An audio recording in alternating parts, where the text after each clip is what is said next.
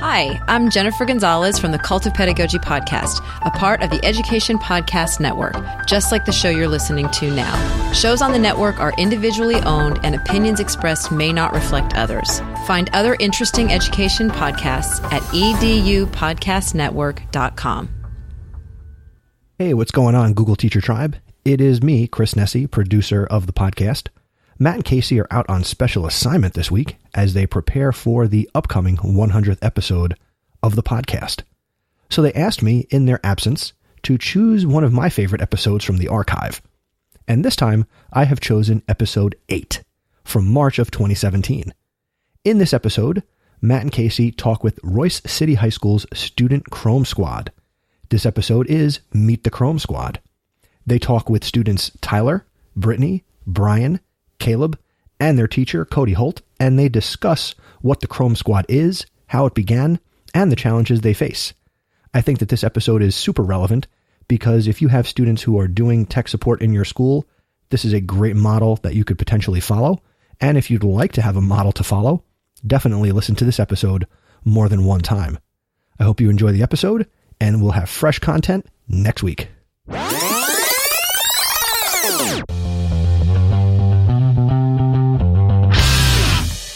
Today's Google Teacher Tribe interview is a little different from the ones we have done in previous episodes, but I believe it will bring a very unique perspective that I think everyone will enjoy.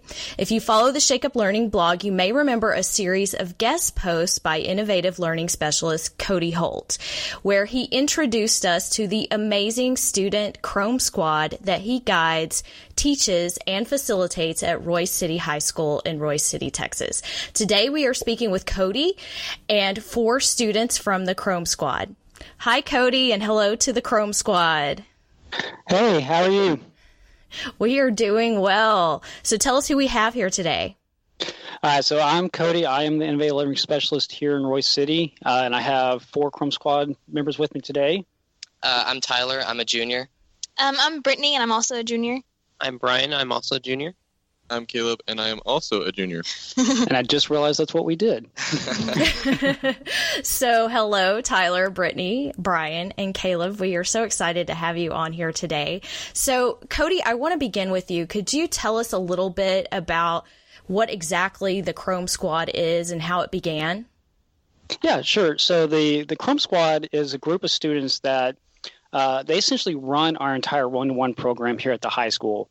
And it all started about 2.5 years ago when they hired me for the position, and they told me they were going to hire 3 people, myself and then 2 adults, to kind of run our one-to-one. And then after I signed the contract, they said, psych, actually, you don't get 2 people, but you can use students. And so, I freaked out for a little bit, and then I really started to embrace the idea. And so from the very get-go, the idea was not to just use students like the student aides. It was instead to run it like a business. And so from the way we select the Chrome Squad to the responsibilities that we give them to the things they do, it's very business-oriented.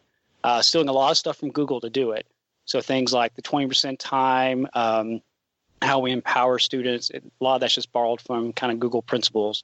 And so they do everything from running a campus store to our teacher recognition program to our entire website, our inventory, repairs, the whole 9 yards. They do it all. Wow, that's awesome. Yeah.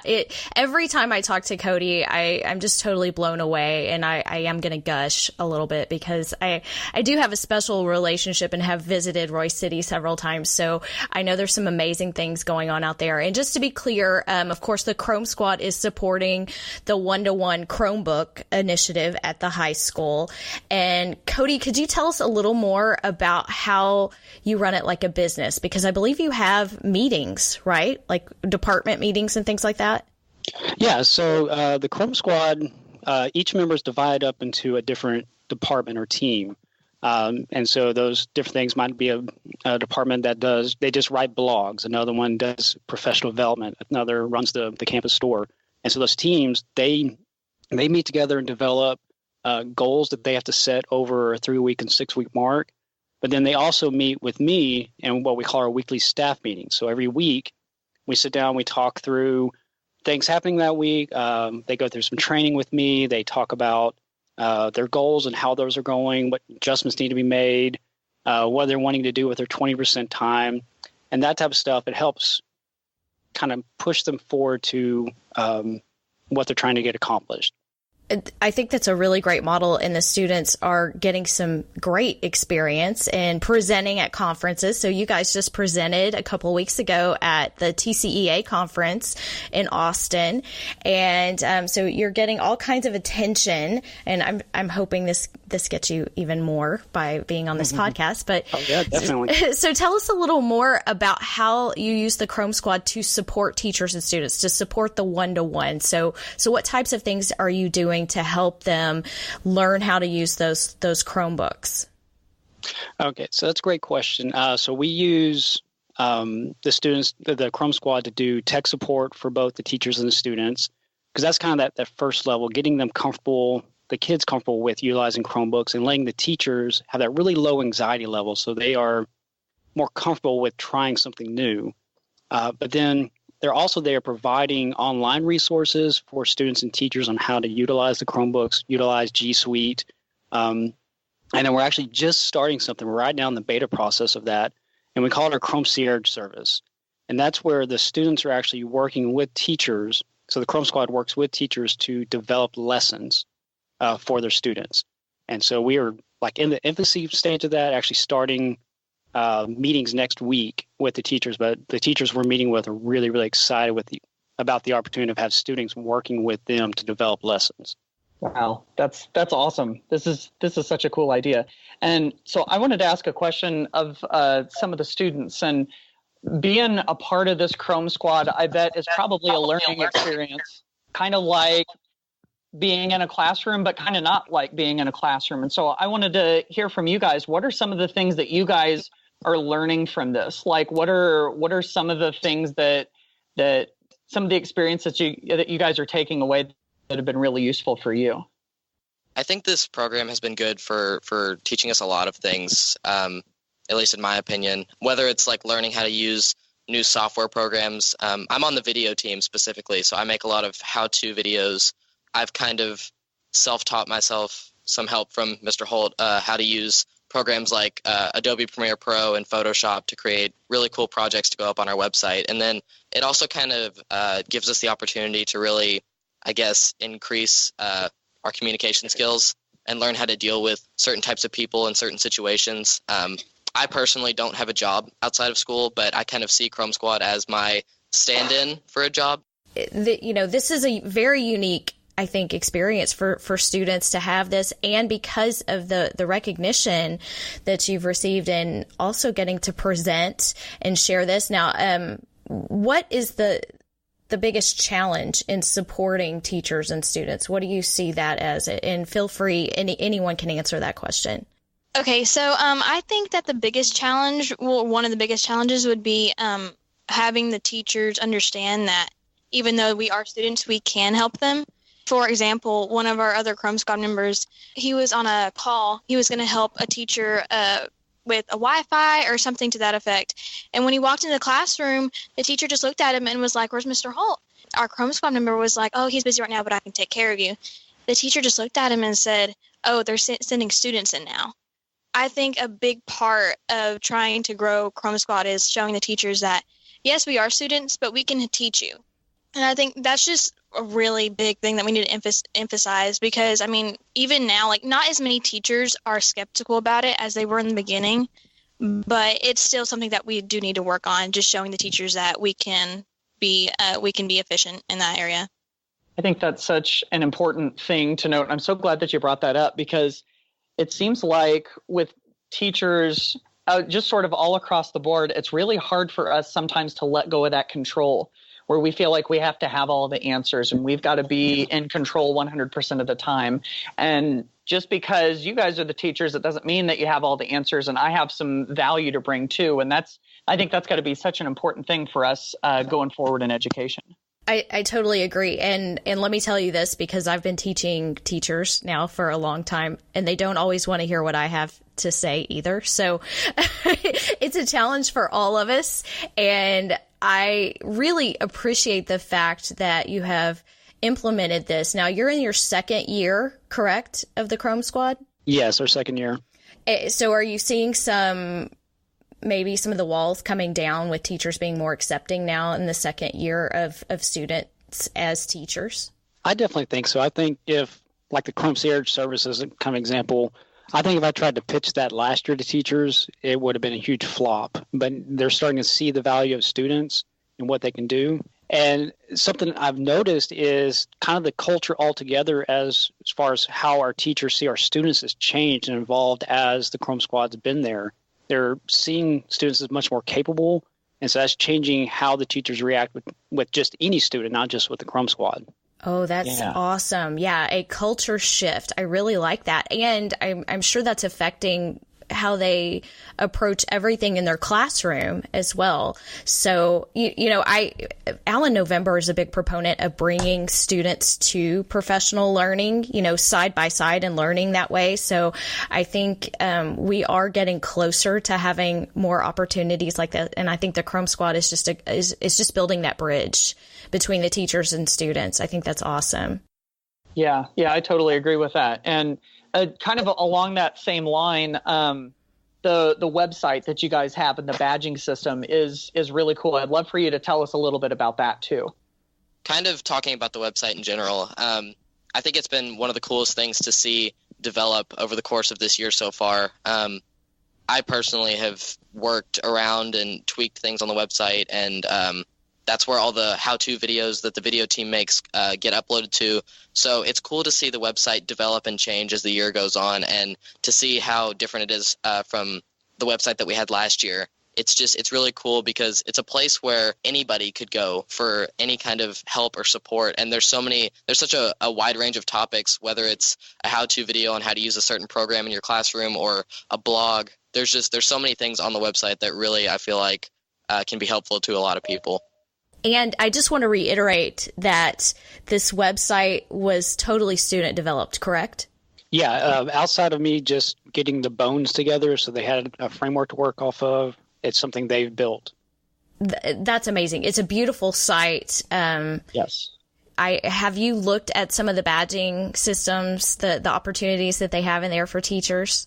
Yeah. I mean, that's such a cool thing. And that can be so motivating for teachers too. It's like, you see badging in like video games, for example. People like to get different achievements and accomplishments in video games and get those badges. And it's interesting how that whole idea crosses over into the education world too. And I know that can be a huge, huge motivation for teachers. So I think that's such a cool thing. And if you're interested, if any of you that are listening are interested in seeing what they're doing, we have links to the website and to everything it is that they're doing so that you can check it out yourself.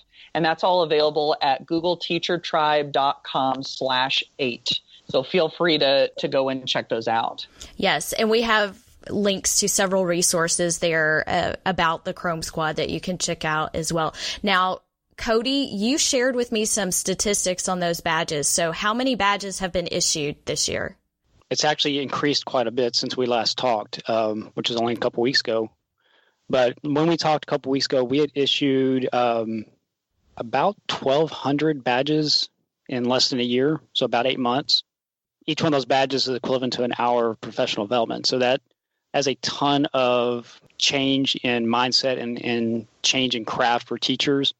And one thing that's really cool about the system the kids created, everything has to be student-centered. So when the teacher applies for that badge, they have to demonstrate how it's actually impacted their students before they can earn the badge. I'm doing the whole like Mr. Burns with my fingers right now because I'm so excited when you say that. Does anybody know what I'm talking about? That's just amazing. And that's exactly what we want teachers and students doing. And it's so hard to transfer some of the professional learning into that. I think that's what's been really exciting. The badges were really popular when we posted about that site on Shake Up Learning. And I know so many other schools have been reaching out to you to create their own Chrome Squad. So could you say just a little bit about sort of the opportunities that the Chrome Squad has brought to Royse City and to the students working on the Chrome Squad? why don't y'all talk about some of the students you've all trained, because they've actually had the opportunity to train other students. Almost once a week now, we have students and administration that come in from other districts, and sometimes even vice versa. And in that time, we collaborate and share ideas and have a chance to essentially cheat off each other for how we're going to make our school more progressive with our technology and how we use that technology. Okay, so as we're kind of wrapping up here, since we've got some of the students on the Chrome Squad here, I thought that this might be kind of a neat way to kind of land this. Since you guys are sort of deep into this whole Chrome Squad thing, I wanted to ask you guys, what do you want teachers to know about using technology in the classroom?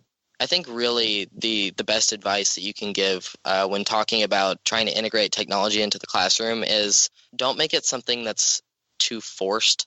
Use it enough to where it's effective without overusing it or underusing it. So it's kind of a hard balance to find sometimes, but different kids have different learning styles. So it really just depends on what class it is you're teaching or the type of students that you have. You really have to kind of learn to cater to your students and play around with different programs and different types of technology to see what really works best for your classroom. What I would say is to be open-minded, because a lot of times teachers tend to not be so open-minded, and that's what makes it hard on them to actually learn how to use the technology. Before I was in Chrome Squad, I did not prefer to use a Chromebook or any sort of technology to do my work, and now that's the majority of how I do my schoolwork. Most importantly, though, I would say for teachers, they just have to not be afraid. Just, don't be afraid to integrate technology into your classroom. Just don't be afraid to come down here. Don't be afraid to come down to the Chrome Lounge and ask us. Don't be afraid to Google these programs and any kind of lessons that you could use, because there are resources out there for you to integrate technology into your classroom that you want. We've all heard the expression, one man alone can only do so little. A group of people can only do so much. But I think a group of people plus technology can do anything. So ultimately, if you take that and be open-minded and know that people like the Chrome Squad are here to hold your hand, we're going to get a lot of progress done with this technology. I am grinning from ear to ear. I just want you to know you were saying all of the things that I wish every teacher could hear. I am going to use this clip, by the way. I am going to spread this gospel because this is so true.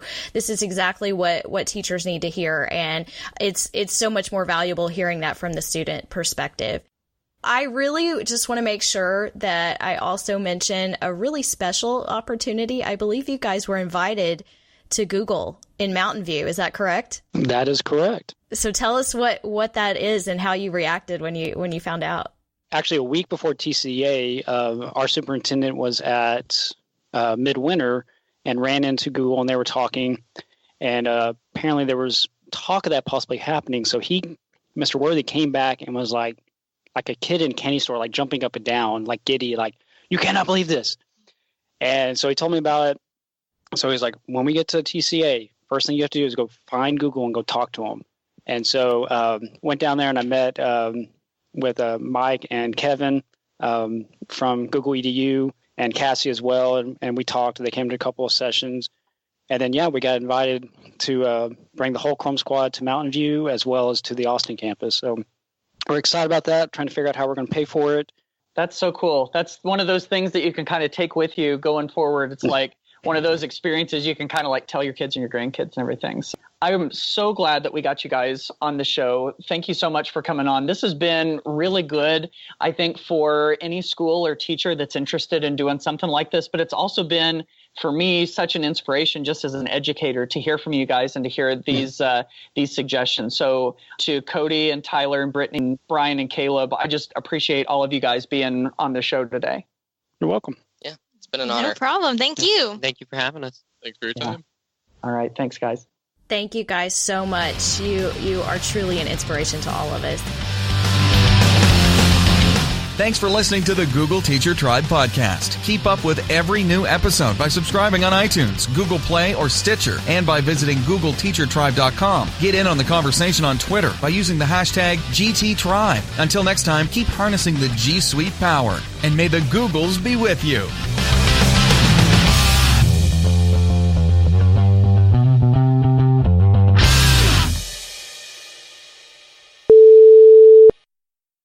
Once again, I hope you enjoyed this Google Teacher Tribe Rewind. Again, Matt and Kasey will be back next week with episode 95 of the Google Teacher Tribe podcast. Make sure you get that feedback in. Go to googleteachertribe.com/feedback. And as always, as I always like to say on my show, The House of Ed Tech, make sure you share this show with somebody else. Sharing podcasts via word of mouth is the best way to share a podcast you enjoy. And I know that you love the Google Teacher Tribe podcast. Hit stop and go tell somebody to listen.